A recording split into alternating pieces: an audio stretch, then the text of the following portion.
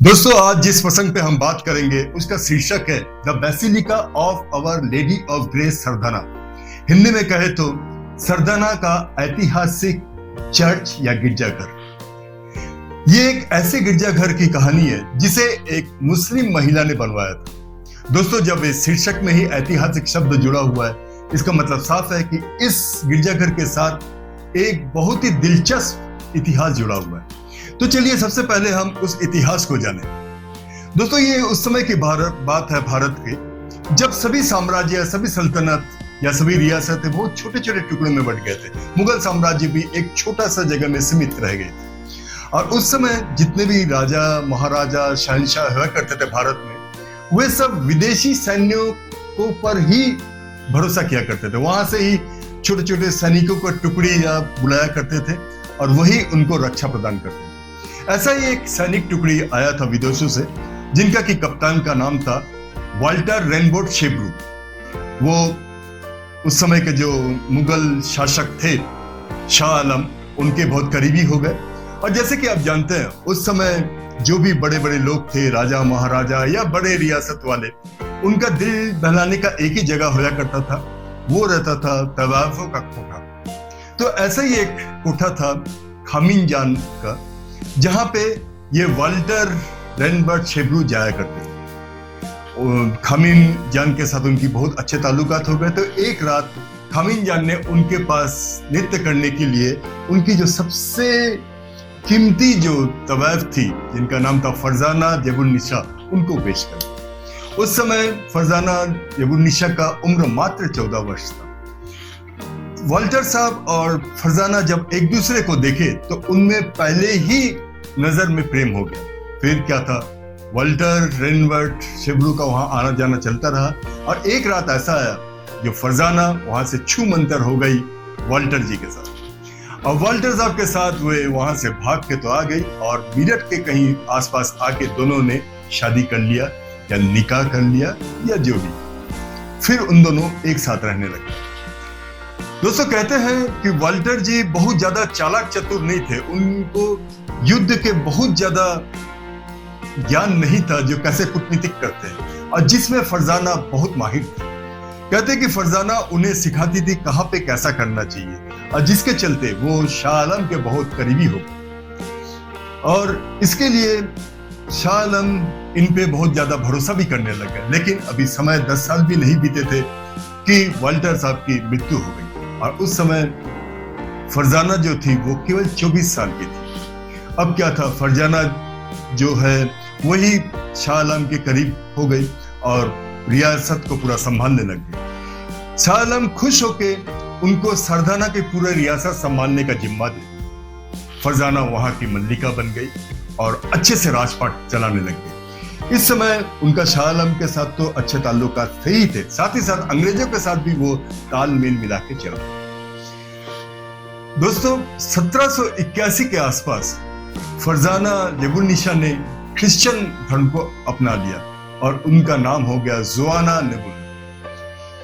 उन्होंने उसके बाद वहां के काफी जगह का तरक्की की और एक वहां बहुत ही नायाब चर्च यानी गिरजाघर बनवाया, जो कि लगभग 1822 से शुरू हुआ, जिसके लिए इटाली से आर्किटेक्ट मंगाया गया जिसका नाम था एंथोनी रेगलिनी। उन्होंने बहुत अच्छे से इस चर्च को बनवाया और चर्च पूर्ण होने के बाद जो जोआना थी उसने पॉप को लिखा जो हमारे इस चर्च को एक अंतरराष्ट्रीय दर्जा दिया जाए।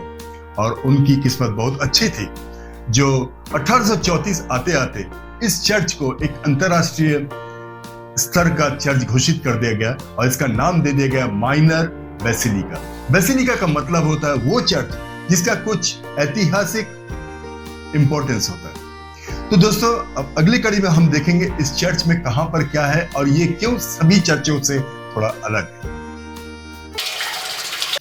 दोस्तों, अगर आप सरदाना का इस बेसिलिका को जानना चाहते हैं तो आपको सबसे पहले उत्तर प्रदेश का मेरठ पहुंचना पड़ेगा। मेरठ से मात्र 19 या 20 किलोमीटर की दूरी पे ये सरदाना है, जहां पे ये गिरजाघर मौजूद है। मिनट से हर 15 से 20 मिनट के अंतराल में कोई ना कोई बस सरदाना की ओर जाते हैं, तो आपको वहां पहुंचने में कोई दिक्कत नहीं होगी। और जैसे ही आप सरदाना पहुंचेंगे, किसी से भी आप पूछेंगे जो यहाँ का गिरजाघर जो कि समरू बेगम ने बनाया तो किधर है, तो आपको कोई भी दिखा देगा। ये एक बहुत भव्य बना हुआ गिरजाघर है।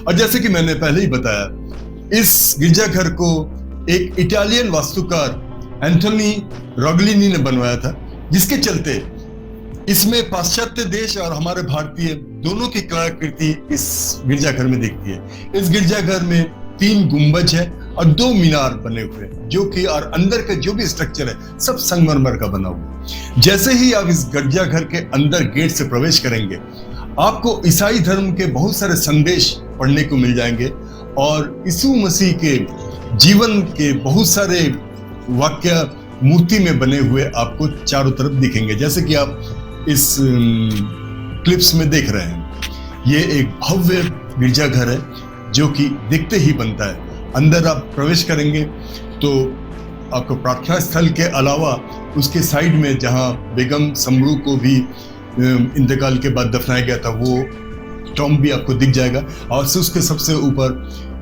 बेगम समरू का एक मूर्ति भी बनी हुई है और उनके हाथ में एक दस्तावेज आपको दिखेगा। ये वही दस्तावेज है जो कि मुगल सम्राट शाह आलम ने उनको जब सरदाना का रियासत सौंपी थी तब दिए थे, जो कि यहाँ दर्शाया जाता है। दोस्तों, इस बेसिलिका के साथ जुड़ा हुआ एक गुप्त वास्तु आकार भी है।